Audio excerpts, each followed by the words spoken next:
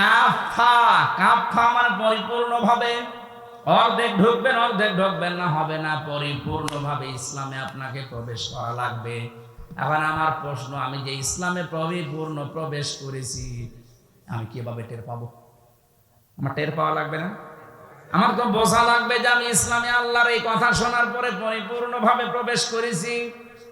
আমি যতগুলো তাফসীর মিলিয়েছি, মুফাসসিরিন ইকরাম বলেন, তুমি যদি দেখো তোমার এই প্র্যাকটিক্যাল লাইফে জীবদ্দশায় 5টা কাজ তোমার ভেতরে পাওয়া যাচ্ছে, তাহলে বুঝবা যে আমি ইসলামে পরিপূর্ণ প্রবেশ করেছি। এখন আপনি নিজের সাথে মিলাবেন, দেখবেন এই 5টা কাজ আপনার জীবনে আছে কিনা। 1 নম্বরে আনুগত্য, আত্মসমর্পণ।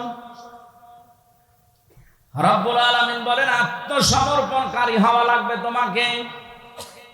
কিভাবে আত্মসমর্পণ করবা? তোমাদের পিতা হযরত ইব্রাহিমের দিকে তাকাও, সে আত্মসমর্পণ করেছিল।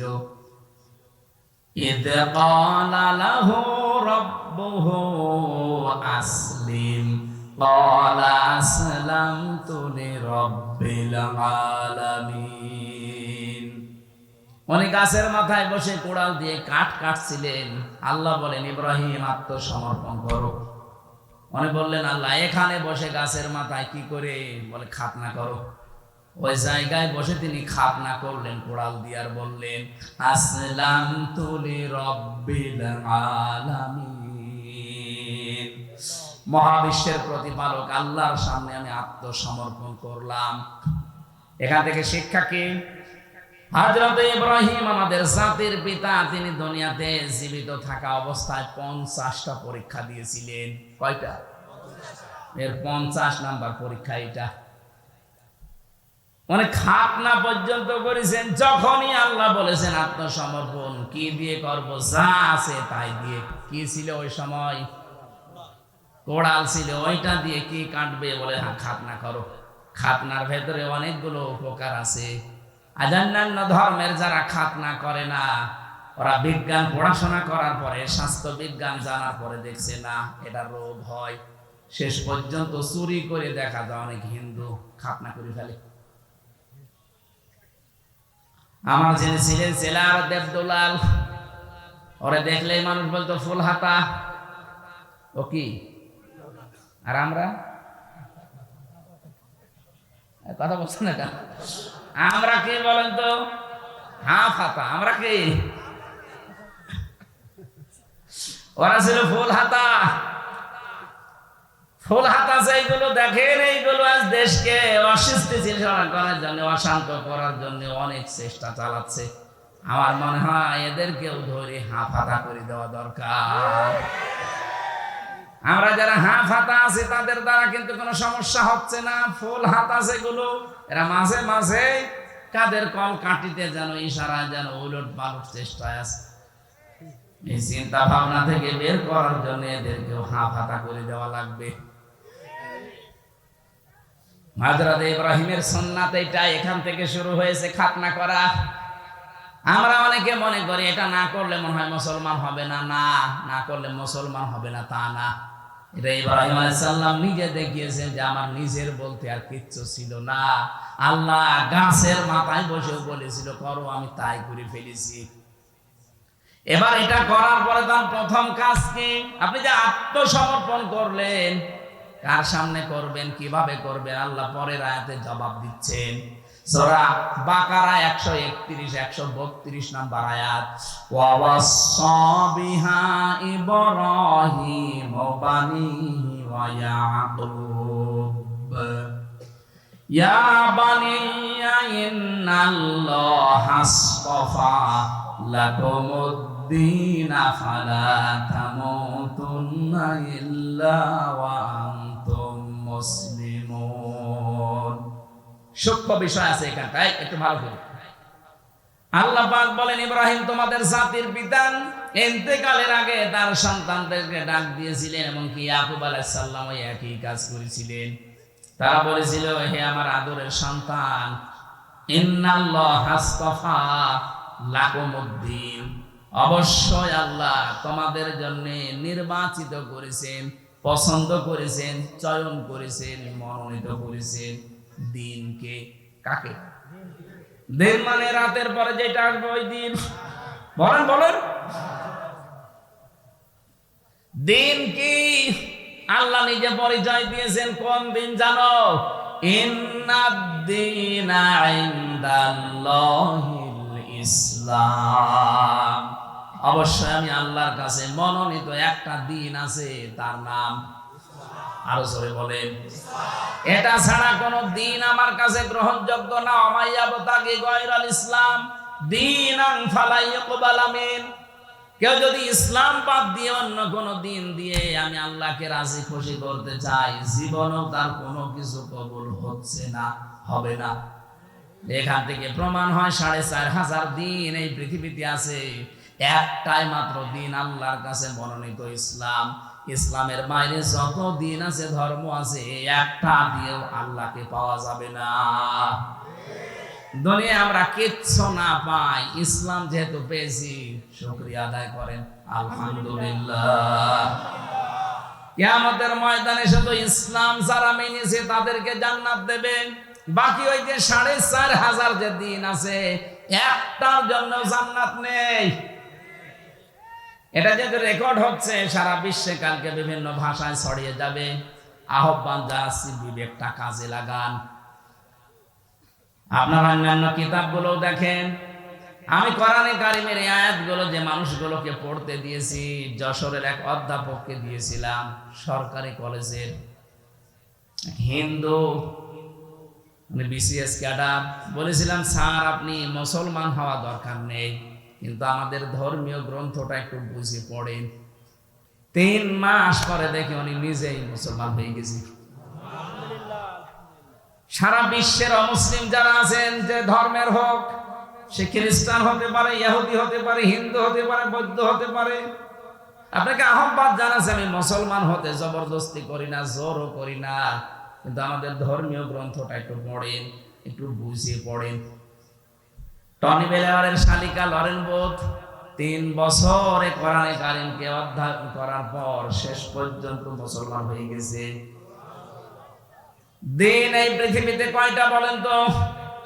মনোনীত কয়টা? এবার আসেন তো এই দিন, এই যে কবরে যাবার পরে আপনি যে বলবেন মা দিন ও কা, তোমার দিন কি? না, একবারে আপনি বলতে পারবেন না দিন ও নাল ইসলাম। এই যে দিন ও নাল ইসলাম, আমার দিন ইসলাম, এটা বলতে হলে দুনিয়াতে মাস্ট বি 5টা কাজ আপনাকে করাই লাগবে। না হলে কবরে যে প্রশ্নের দ্বিতীয় প্রশ্ন, এটা আপনি ধরা খেয়ে যাবেন।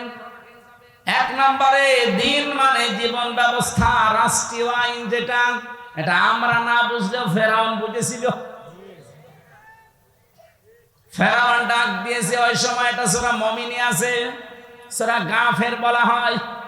২৬ নম্বর আয়াতে আল্লাহ জানিয়েছেন, ওয়াকালা ফিরআউনু দারুনি আকতুল মূসা ওয়ালিয়াদু রাব্বা ইন্নী আখাফু আইয়ুবাদদিলা দীনাকুম ইলা আখিরি আয়াত। ফেরাউন ডাক দিয়েছে, আমাকে ছেড়ে দাও, আমি মূসাকে হত্যা করব, সে তার রবকে ডাকুক। আমি ভয় পাচ্ছি, আশঙ্কা করছি সে আমার দিনকে পাল্টিয়ে দেবে। এখানে দিন মানে রাষ্ট্রীয় আইন। দিন মানে কি? ফেরাউন বুঝলো দিন মানে রাষ্ট্রীয় আইন, আর আমরা মুসলমান এখন পর্যন্ত দিন মানে যে রাষ্ট্রের আইন, এটা মানতে চাই না। আমরা এগুলো রাষ্ট্র থেকে বাদ দেওয়ার পায় তারা চলছে। এক কথা বলে না কেন?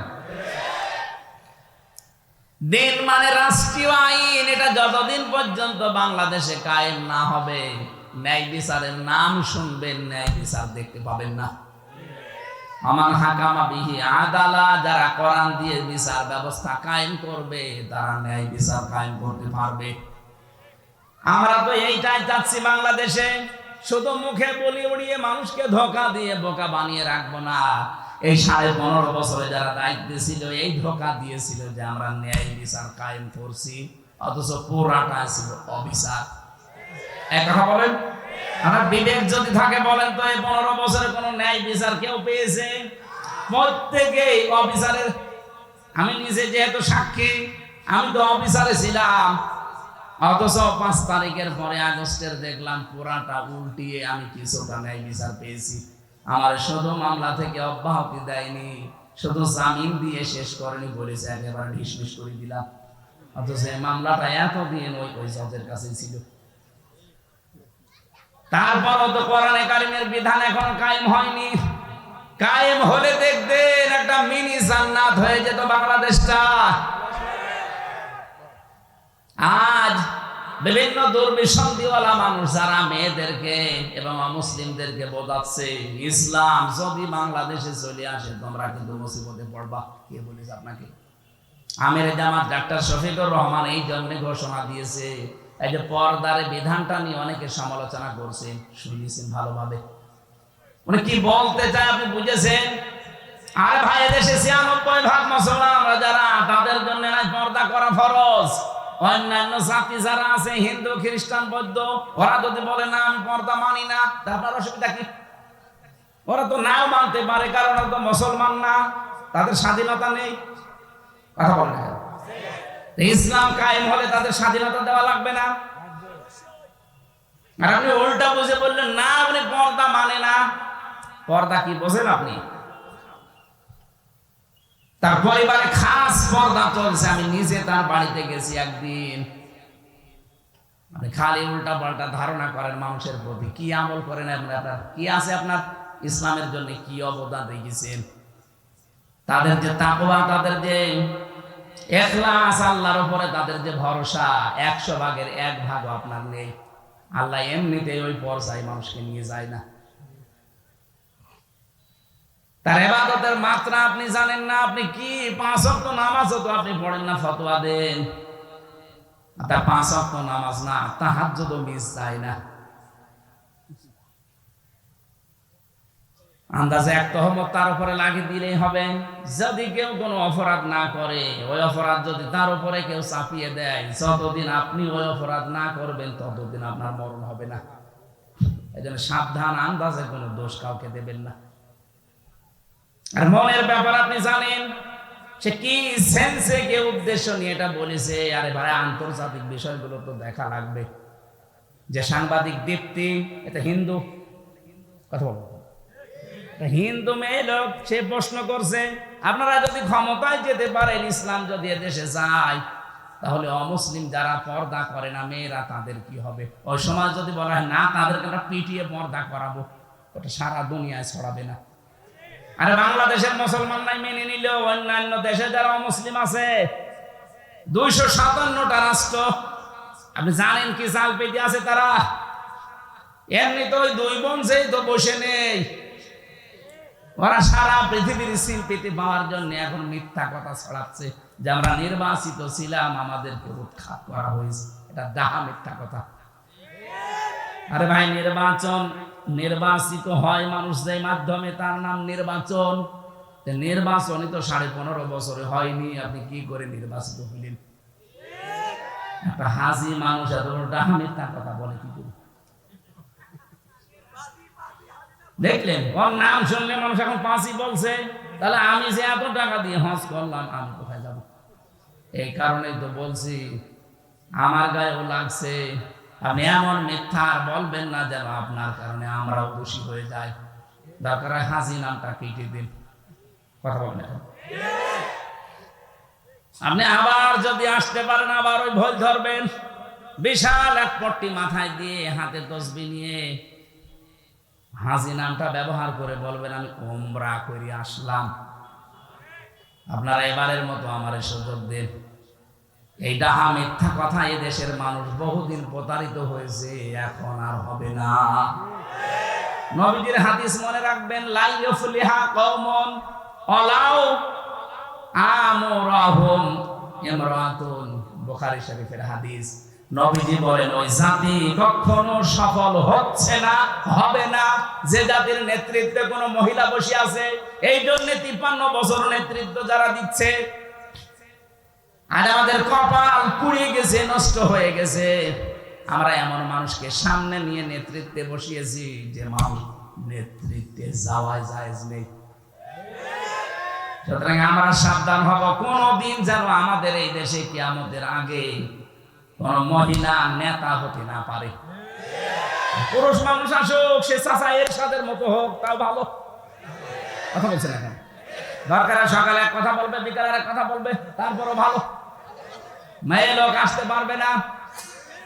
আপনি তাকান না কেন আমেরিকার দিকে, জাতে মাতাল হলো তাহলে ঠিক আছে, আজ পর্যন্ত তারা কোন মহিলাকে চেয়ারে বসায়নি। এক কথা বলছেন না, অথচ নারী অধিকার নিয়ে তারা দেখেন মুখ ফাটাচ্ছে, বুক ফাটাচ্ছে। কমলা হ্যারিস কি মহিলা? তারে দেয়নি, দিয়েছে ট্রাম্প। সে যাই হোক তারে দেবে, সে পুরুষ মানুষ। কথা বলছেন এখন, আমরা তো পাগলামি এখনো পর্যন্ত সারতে পারি না, এখন মনে হয় সারবে। সামনে কোন মহিলা আসতে পারবে না এই দেশে। আপনি যদি আমেরিকার নীতি নিয়ে চলতে চান তো সেটা করেন না কেন? তারা যেমন মহিলাকে সামনে রাখে না, আপনিও রাখতে পারবেন না। আমরা চাই যারা রাজনীতি করছেন, আপনি আপনার দলকে বলেন যে ভাই আমি রাজনীতি করছি, করব, কিন্তু মেয়ে লোক যেন সামনে না আসে। লা ইউফলিহা কওমুন ওয়ালাউ আমরহুম ইমরাতুন, কখনো ওই জাতি সফল হচ্ছে না, হবে না। নবীজি গ্যারান্টি দিচ্ছে কোনদিন মিথ্যা হতে পারে? আমরা কার ভরসায় আছি?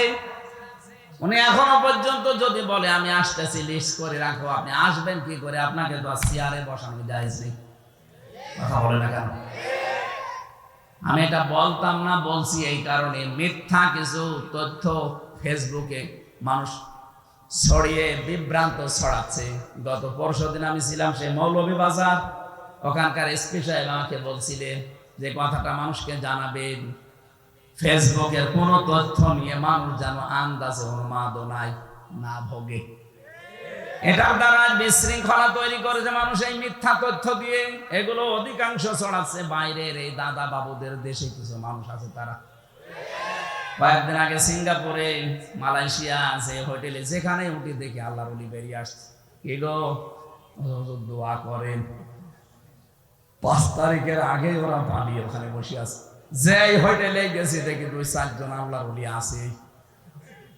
কি করবে এখন? 3 মাস 4 দিন হয়ে গেল, কোল কিনারা পারছে না। এখন ফেসবুকের মাধ্যমে ওরা বাইরে থেকে এই বিভ্রান্ত গুলো ছড়াচ্ছে, যেন মানুষ উশৃঙ্খল হয়ে দেশে একটা হট্টগোল বাঁধিয়ে দেয়, আর বহির্বিশ্ব যেন দেখে যে না, আগেই ভালো ছিল। যেন আমরা শক্ত হাতে এটা দমন করতে চাই। ফেসবুকের কোন কথা বিশ্বাস করে ওখানে পা দিয়ে আপনি বিশৃঙ্খলা করলে আপনি নিজের পায়ে নিজে কোড়াল মারবেন। পৃথিবীর ইতিহাস কি বলে? আজ পর্যন্ত কোন পলাতক যারা পালিয়েছে ওরা ফিরে এসেছে আপনি একটা দেখান তো। চেঙ্গিস খান, হিটলার, এই যে 850 বছর আগে যিনি পালিয়েছে, লক্ষণ সেন, কই ফিরে আর আসেনি, কবর চলে গেছে। তাকে পুড়িয়ে ফেলেছে। যেহেতু অন্য ধর্মের মুসলমান দাবি করে যদি আপনি পালিয়ে যেয়ে থাকেন, আপনিও বিশ্বাস করতে পারেন ফিরে আসা এই পৃথিবীতে সম্ভব না, ফলে ইতিহাস পাল্টিয়ে যাবে। পলাতকরা কোনোদিন ফিরে আসে না, কারণ জানে যে আমরা অপরাধী। হেলিকপ্টারে আসার সময় আমি পাইলটকে বলছিলাম, এই যে আপনি দরজাটা লাগিয়ে দিলেন, একটা হুক মাত্র, হুকটা একটু ছুটে গেলেই তো নিচে পড়ে যাবে, হুজুর হাত দিয়েন না, হাত দিয়ে যদি হুকটা খুলে যায় তাহলে কিন্তু সত্যি পড়ে যাবে। মাঝে মাঝে ওই সময় আমার মনে হচ্ছিল, আল্লাহ, 2 বোন একসাথে পালিয়ে গেল, যদি হুকটা একটু খুলে যেত,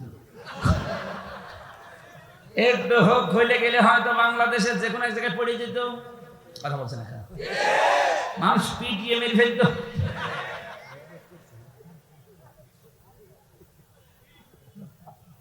এবার প্রশ্ন আসতে পারে, নবীজি পালিয়ে গেল, উনি আবার ফিরে আসলো, এটা কি হবে? হ্যাঁ, এবার শোনেন সূরা কসস 85 নম্বর আয়াত। নবীজি যখন নিজের ঘর থেকে বের হয়ে কাবা শরীফ পার হয়ে রাউহা নামক স্থানে, ওই জায়গায় দাঁড়িয়ে কাবার দিকে তাকিয়ে নবীজি বলেছিলেন, কাবা, বড় শখ ছিল তোমার খেদমত করব, কিন্তু তোমার নিষ্ঠুর সন্তানেরা আমারে থাকতে দিল না। তখন আল্লাহ একটা আয়াত নাযিল করেছেন, সূরা কসস 20 নম্বর পারা 15 নম্বর পৃষ্ঠার 1ম নম্বর লাইনের 85 নম্বর আয়াত। ভালো করে শুনবেন, এখানে 2টা তথ্য আছে। ইন্নাল্লাযী ফারাদা আলাইকাল কুরআনা লারাদ্দুকা ইলা মাআদ। এখানে আলেম নেই, শব্দটা কি দেখেছেন? ইন্নাল্লাযী ফারাদা, অবশ্যই আল্লাযী ফারাদা আলাইকাল কুরআন, আপনার উপরে কোরআনের আইন মানা আমি আল্লাহ ফরজ করে দিয়েছি। আরো জোরে বলেন। নবীজি যে মক্কাতে যতদিন ছিলেন উনি কি নিজের আইন প্রতিষ্ঠার জন্য না কোরআনের আইন? হ্যাঁ, কথা বলেন না কেন? কোরআনের আইন যারা প্রতিষ্ঠা করার জন্য ফরজ মনে করে কাজ করে, আল্লাহ পরের শব্দে দিয়েছেন লা রাদ্দুকা ইলা মাআদ, লামে তাকিদ। আল্লাহ গ্যারান্টি দিচ্ছেন, হে নবী, আজকে আপনি যেখানে দাঁড়িয়ে কাবার দিকে মুখ করে আফসোস করছেন, আমি আল্লাহ গ্যারান্টি দিলাম আপনি যদি কোরআনের আইন কায়েম করার জন্য, প্রতিষ্ঠা করার জন্য এটা ফরজ মনে করে কাজ করতেন। কোরআনের আইন প্রতিষ্ঠা করা নফল না ফরজ? আরো জোরে বলেন। কেন ফরজ? যত নবী আল্লাহ পাঠিয়েছেন, বড় বড় 4 জন নবীর নাম আল্লাহ ব্যবহার করেছেন সূরা শূরা 13 নম্বর আয়াতে। বড় বড় 4 জন নবীর নাম, এমনকি মুহাম্মদুর রাসূলুল্লাহকে আল্লাহ বলেছেন, নবী আপনাকে আমি আদেশ দিলাম আন আকিমুদ্দিন, দিন কায়েম করা লাগবে। দিন কায়েম করা মানে কোরআন কায়েম করা। কথা বলেন না কেন? ওয়ালা তাতাফাররাকু ফি, এ বিষয়ে কোনো মতপার্থক্য ফতোয়াবাজি চলবে না। এই আয়াতগুলোর দ্বারা প্রমাণ হয় কোরআনের আইন যারা প্রতিষ্ঠার জন্য চেষ্টা চালাবে, এই মানুষগুলো যদি বাধ্য হয় দেশ ত্যাগ করতে, হিজরত করতে, চলে যেতে, আল্লাহ গ্যারান্টি দিয়ে বলেছেন অবশ্যই আপনাকে আমি এই জায়গায় আবার ফেরত নিয়ে আসবো। এই জন্য এই বাংলাদেশে কোরআনের কারণে, কোরআনের আন্দোলন করার কারণে, প্রতিষ্ঠার জন্য যারা টিকতে পারে নাই, হয়তো দেশ ত্যাগ করেছে অথবা গোপনে ছিল, অথবা এমন কোন জায়গায় চলে গেছে যে আসার মতো না, এই মানুষগুলোকে আপনি দেখবেন আল্লাহ পাক ঠিক তাদের মর্যাদা দিয়ে আবার ফেরত নিয়ে আসবে। লা রাদ্দুকা ইলা মাআদ, অবশ্যই আমি আল্লাহ ফেরত নিয়ে আসবো আপনাকে। এর বাস্তব প্রমাণ মাওলানা আবুল কালাম আজাদ, ওই যে দাঁড়িয়ালাটা, এই কথা বলছেন না? মিথ্যা মামলা বাচ্চা রাজাকার নাম দিয়ে চালিয়ে দিয়েছিলেন। যারা বন্দী অবস্থায় ছিল কোরআনের কারণে, এদেরকে আল্লাহ জনগণের কাছে ফিরিয়ে দিতেন। আপনারা যদি ঔষধ দিয়ে মেরে না ফেলতেন, কোরআনের পাখে যদি সত্যি আর একটা বছর হায়াত পেত, আমি যদি ঔষধ দিয়ে, ইনজেকশন দিয়ে মেরে না ফেলতেন, আমি তো তার সাথে ছিলাম একদিনের জন্য হলে দেখা হয়েছিল আমার। যদি সত্যি আপনারা এই মিথ্যা ধোঁকাবাজি করে তারে বললেন চলেন আপনাকে হাসপাতালে নিয়ে যাব, হাসপাতালে নিয়ে যাব কি বলেছিলেন? জেলার পরের দিন আমাদেরকে বলেছে ওনার অসুস্থ, হাসপাতালে নিয়ে গেছে, অথচ উনি নিজে জানে না যে উনি অসুস্থ। কি কায়দা দেখেছেন? বলছে আপনি অসুস্থ, আপনাকে হাসপাতালে নিয়ে যাব। উনি বলছে কই আমি তো ভালো আছি। বলছে না, আপনি অসুস্থ। চাচা এরশাদকে নাকি নির্বাচনের আগে ধরে নিয়ে বলছে আপনি অসুস্থ, চলেন হাসপাতালে। বলছে কই আমি ভালো আছি। বলছে না, আপনি অসুস্থ। কোরআনের পাখিকে ঠিক এইভাবে ধোঁকা দিয়ে বলেছে আপনি অসুস্থ, চলেন, আপনাকে অসুস্থ সুস্থ করে আপনাকে ছেড়ে দেওয়া হবে। পরিবারস্থ লোক বাইরে অপেক্ষা করছে, এই জন্য উনি হাসিটা দিয়েছিলেন। উনি মনে করেছেন আমি তো বাইরে চলে যাচ্ছি, আমার পরিবারের লোক, আমার দলের লোক, আমার দেশের লোকের সাথে দেখা হবে। তো শয়তানরা যে ফাঁক পেতে রেখেছিল, ইনজেকশন দিয়ে ওনারে বিদায় করে দিলেন, নয়তো আল্লাহ অবশ্যই কোরআনের এই ময়দানে তাকে আবার ফিরিয়ে নিয়ে আসতে। এই জন্য হিজরত যারা কোরআনের বিরুদ্ধে অবস্থান নিয়ে করে, যারা পালিয়ে যায়, তাদেরকে আর ফিরিয়ে আসার গ্যারান্টি আল্লাহ দেয়নি। কিন্তু কোরআনের কারণে কেউ যদি টিকতে না পারে, ওরা যদি হিজরত করে, পালিয়ে যায়, দেশ ছেড়ে চলে যায়, বন্দী অবস্থায় থাকে, মাস্ক দিয়ে আল্লাহ তাদেরকে ফিরিয়ে আনবে। হায়াত যদি শেষ হয়ে যায় সেটা আলাদা কথা। নবীজির যেহেতু হায়াত শেষ হয়নি, 13 বছর অত্যাচারিত হওয়ার পরে বিদায় নিয়েছিলেন হিজরত করে, কিন্তু আল্লাহ আবার সসম্মানে 10 বছর মদিনার রাষ্ট্রপ্রধান করে নিয়ে এসেছেন। বলেন তাই যদি 13 বছর অত্যাচারের পরে 10 বছর রাষ্ট্র ক্ষমতা দিতে পারে, আমরা 15 বছরের অধিক নির্যাতিত, দেশটার ভেতরে জেলখানার মতো ছিলাম আমরা প্রত্যেকেই। আমাদের তো আর মনে হচ্ছে 2 বছর বেশি হয়ে গেছে। আল্লাহ আমাদেরকেও 10 বছরের জন্য দেশটা হাতে তুলে দাও। নবীজিকে যদি দিতে পারে, নবীর উম্মত যারা, তাদেরকে আল্লাহ দেবে না? বলেন। দুর্বল যাদেরকে করে রাখার চেষ্টা করা হয়, আল্লাহর গ্যারান্টি তাদেরকে জমিনের ওয়ারিস আল্লাহ বানিয়ে দেয়। সূরা কসসের 5 নম্বর আয়াতে আছে, ওয়ানুরিদু আন্নামুন্না আলাল্লাযীনা ইসতুযিফু ফিল আরদ ওয়া নাজআলাহুম আইম্মাতাও ওয়া নাজআলাহুমুল ওয়ারিসিন। ফেরাউন যে দলটাকে কোণঠাসা করে রেখেছিল, দুর্বল করে রেখেছিল, অপমান অপদস্থ করতো, আমি আল্লাহ ইচ্ছা করলাম ওই দলটার উপর একটু অনুগ্রহ করি। আমি আল্লাহ এমন অনুগ্রহ করেছি, আমি জমিনের শাসন ক্ষমতা তাদেরকে নেতা বানিয়ে দিয়েছি, এবং ওই জমিনের মালিক আমি আল্লাহ উত্তরাধিকারী বানিয়ে দিয়েছি। এরা যদি আল্লাহ হাজার হাজার বছর আগে করতে পারে, ওনার শক্তি এখন আর নেই? বলেন বলেন। মাস্ট বিউনিয়মে আমাদেরকে দেখাবে, আমরা 100 ভাগ বিশ্বাস করি। কেন দেখাবে? অনুমাক্কিন আল্লাহুম ফিল আরদ, জমিনে আমাদেরকে আল্লাহ ক্ষমতা দেবেন। ও নুরিয়া ফিরআউনা ওয়া হামান ওয়া জুনুদাহুমা মিনহুম মা কানু ইয়াহজারুন। আল্লাহ পাক বলেন, ফিরআউন, হামান এবং তার সৈন্যদেরকে আমি দেখাতে চাই, যারা সবচাইতে বেশি ভয় করত মুসার দলকে, তাদেরকে আমি ক্ষমতা দিয়ে দিয়েছি। এই 53 বছরে সবচাইতে বেশি প্রত্যেক জালেম এবং মুনাফিকরা ভয় পায়, না জানি যাদেরকে বেশি কোণঠাসা করে রাখলাম তারা আবার ক্ষমতায় চলে আসে কিনা। আল্লাহ পাক মনে হচ্ছে আমাদের উপরে এখন মনন করেছে। আগস্টের 5 তারিখের আগে আপনি জরিপ দেখেছেন, মাত্র 100 জনের 15 জন মানুষ চাইতো দেশে ইসলাম কায়েম হোক। 3 মাস 4 দিনের ব্যবধানে গতকালকের জরিপ দেখেছেন, 100 জনের 58 জন মানুষ এখন চাচ্ছে দেশে ইসলাম কায়েম হোক। আয়াতগুলো আমার মনে হচ্ছে বিশ্বাস যে আল্লাহ দেখাবে। কথা বলেন না কেন? আরে ভাই, মানুষের অন্তর তো আল্লাহর কুদরতি হাতে, উনি শুধু ঘুরিয়ে দেবে। পারবে না উনি? এই জন্য মনোনীত দিন আল্লাহর কাছে ইসলাম, এটার ভেতরে আমরা যারা আছি, আপনি মনে করবেন যদি ইসলাম মানতে পারেন, তাহলে ইসলামের ভেতরে আপনি প্রবেশ করেছেন আল্লাহর এই কথা অনুযায়ী। আনুগত্য, আত্মসমর্পণ, এটা 1 নম্বরে আপনার ভেতরে পাওয়া যাবে। 2 নম্বরে ইখলাস পাওয়া যাবে। কি পাওয়া যাবে? প্রত্যেকটা কাজে আল্লাহর জন্য, মানুষ দেখানোর জন্য না। 3 নম্বরে বিশুদ্ধ আকীদা তৈরি হবে আপনার। যদিও বাংলাদেশ সহ বিশ্বে, বিশেষ করে বাংলাদেশ, ভারত, পাকিস্তান, এই 3টা দেশে জামাতি ইসলামী নেই। বলেন, এই 3টা দেশে আমি গেছি, দেখেছি এই মাজলুম দলটার উপরে কিছু আলেম নামধারী, আমি আলেম তাদের বলি না, কারণ তারা এদের বইগুলো পুরাটা পড়ে না, আন্দাজে ফতোয়া দেয়। এই মাজলুম দলটার উপরে আকীদার প্রশ্ন তুলে একটা বিভ্রান্তি ছড়ায় মানুষের মাঝে যে এদের আকীদা ঠিক নেই।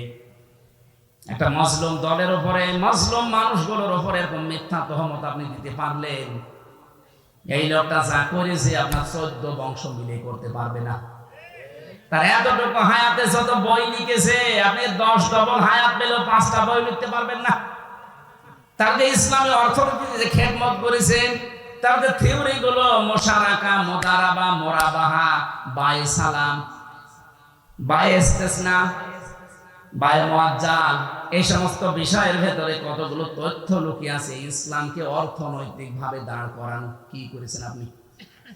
খালি আকীদা খারাপ, আকীদা খারাপ। কি দেখেছেন আকীদার? আকীদা কোনো খারাপ না, কোনো মাসলা মাসাইল নিয়ে হয়তো মত পার্থক্য থাকতে পারে, এটা হবে। কেউ যদি গবেষণা করে কোন মুজতাহিদ কোন মাসলা মাসাইল উদ্ঘাটন করতে যে ভুল করে, তার একটা সওয়াব পাবে, আর যদি ঠিক করে 2টা সওয়াব পাবে। যে সারা জীবন মাওলানা মওদুদী রহমাতুল্লাহ আলাইহি উনি গবেষণা করে করে তথ্যগুলো দিয়েছে, যদি ভুলও হয় তাও একটা রসগোল্লা আছে, আর যদি সঠিক হয় 2টা। আপনি কি করলেন? আপনি তো গবেষণা করেন না। আপনার পেটে বম মারলে মুজতাহিদ লিখে দেখতে কি লাগে আপনি তাও বলতে পারবেন না। আপনি গবেষণা করেছেন কি করে মানুষকে ডুবানো যায়। আকীদার প্রশ্ন যারা তুলছেন, কি আকীদা আপনি তৈরি করেছেন বলেন তো?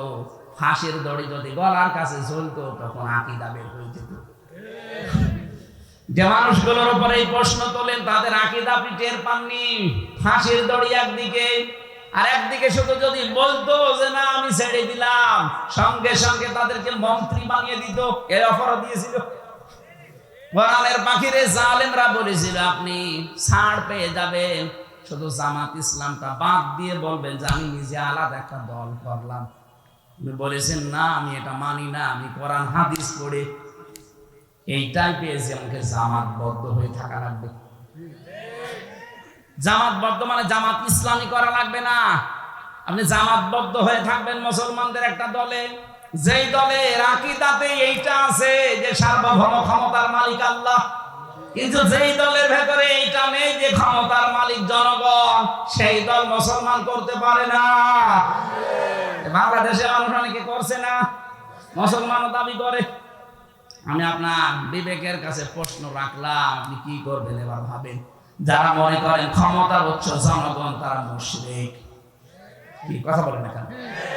আন্নাল কুওয়াতা লিল্লাহি জামিআ আয়াত অনুযায়ী তাহলে ইসলামে আমি পরিপূর্ণ প্রবেশ করেছি, এর 3 নাম্বার আলামত হচ্ছে আমার আকীদা বিশুদ্ধ হওয়া লাগবে। 4 নাম্বারে আমার চরিত্র উন্নত হওয়া লাগবে। আমি নাম ধরে বলছি এই কারণে বোঝার জন্য, বাংলাদেশে যারা জামাত ইসলামী করে, যারা ইসলামী ছাত্র শিবির করে, অন্যান্য যাই হোক ইসলামী অর্থনীতি, এই অর্থনীতির ব্যাপারে কিন্তু তারা আল্লাহর ওলি। চাইলে না পয়সা দিকে পাবেন না। আপনি যদি দেখাতে পারেন যে 10 টাকা এখান থেকে ওখানে উল্টা পাল্টা করেছে, আমি আজকে তাদের গালি দেবো দেখান। আর অন্যান্য দলের বলেন দরবেশের মতো মানুষ 36,000 কোটি টাকা মারি কাটি করেছে, আর বলে দাড়ি নেই। আরে দাড়ি নেই তাতে কি চাইলে না পয়সা নড়িয়েছে কিনা বলেন তো? আর দাড়ি থেকে দরবেশ কি করলো? 7টা ব্যাংক থেকেও 36,000 কোটি টাকা সরিয়েছে। বাংলাদেশে 2 প্রকার চোর পাওয়া যায়, একটা সিসকে চোর আর একটা জাইদ্রেল চোর। এই ডিম মিল যারা চুরি করে, মুরগি চুরি করে, ঘালো পটল, এগুলো সিসকে চোর। আর এই যে ব্যাংক ডাকাতি করে যারা, শেয়ার বাজার লুট করে যারা, যারা বেগম পাড়া বানায়, সাহেব পাড়া বানায়, এই মানুষগুলো সিসকে চোর না জাইদ্রেল চোর? হাত কাটার কথা কি সিসকে চোর না জাইদ্রেল চোর? যারা অভাবে চুরি করে অভাব দূর করে স্বভাব ভালো করে দাও, আর যারা স্বভাবে চুরি করে সাক্ষ্য প্রমাণ ধরা পড়লে হাত কেটে দাও। এটা যদি আজকে সত্যিই কোরআনের বিধানটা থাকতো, সূরা মায়েদার 38 নম্বর আয়াতটা বাংলাদেশে যে কয়টা ধরা পড়েছে, একটা হাত এখানে থাকার কথা না, সব ঝুলে থাকতো। এক কথা বলেন না কেন? বাংলাদেশ চোরমুক্ত হয়ে যেত এমনি। এজন্য উন্নত চরিত্রের বেলায় এই জায়গা ছাড়া আর কোনো আপোষ নেই, কারণ উন্নত চরিত্র বানাতে ট্রেনিং দেওয়া হয়। আপনি আসেন 6 মাস একটু থাকেন, আপনার চরিত্র উন্নত হয়ে যাবে। চুরি কি জীবনে আপনার ভেতরে আসবেই না। 5 নাম্বার লেনদেনে স্বচ্ছ থাকা। আপনার লেনদেন স্বচ্ছ আছে? কোন দোকানে বাকি করলে জীবনে আর দোকানের সামনে দিয়ে যায় না, অন্যদিকে ঘুরে যায়। লেনদেন করছেন। এই 5টা বিষয়। 1 নম্বরে আত্মসমর্পণকারী, 2 নম্বরে আপনাদের মনে নেই কিছু? কি বললাম বলেন? হ্যাঁ, ইখলাস লাগবে প্রত্যেকটা কাজে। 3 নম্বরে বিশুদ্ধ আকীদা অর্জন করা লাগবে, বিশ্বাস। 4 নম্বরে চরিত্র করা লাগবে উন্নত। 5 নম্বরে লেনদেন আপনি স্বচ্ছ থাকবেন। আল্লাহ বলেন 5টা আলামত যার ভেতরে দেখতে পাবে সে যেন মনে করে যে আমি ইসলামে পরিপূর্ণ প্রবেশ করেছি। আমরা যারা এসেছি এই 5টা কাজ দুনিয়ায় আদায় করার তৌফিক দেন, আমিন। আল্লাহুম্মা আমিন। লা ইলাহা ইল্লা আনতা সুবহানাকা ইন্নী কুনতু মিনাজ জালিমিন। রব্বুল আলামিন, সারাটা জীবন অপরাধ করে জীবনটা নষ্ট করে ফেলেছি। আমাদের হাত ওঠায় কথা বলতে ভয় করে, লজ্জা করে। জীবনের অপরাধের দিকে তাকিও না, তোমার রহমতের দিকে তাকাও। জিন্দেগীর গুনাহগুলো মাফ করে দাও রব্বুল আলামিন। আমি যেভাবে আরম্ভ করেছিলাম, সারা রাত বললেও মানুষ যেত না। সামনে তাহাজ্জুদের নামাজ, ফজরের নামাজ কর্মজীবনের জন্য আমরা শেষ করে দিয়েছি। যতটুকুই বলেছি আল্লাহ জীবনে আমল করার তৌফিক দাও। সওয়াবগুলো নবীজির রওজায় পৌঁছিয়ে দাও। এ বিশাল আয়োজনে যারা শ্রম দিল আল্লাহ, এই রাজশাহীর মানুষগুলোকে ওমরের মতো কবুল করে দাও। সম্মানিত মা বোনদেরকে মঞ্জুর করো। অসুস্থ হয়ে আছি, এখনো পর্যন্ত আমি শেফায়ে কামেলা যেটা পাইনি, আল্লাহ তুমি আমাকে আগের অবস্থায় আবার ফিরিয়ে দাও। যতটুকুই বলেছি আমার ইমান থেকে বলেছি আল্লাহ, আমি সব প্রত্যেককে এগুলো মেনে চলার সুযোগ দাও।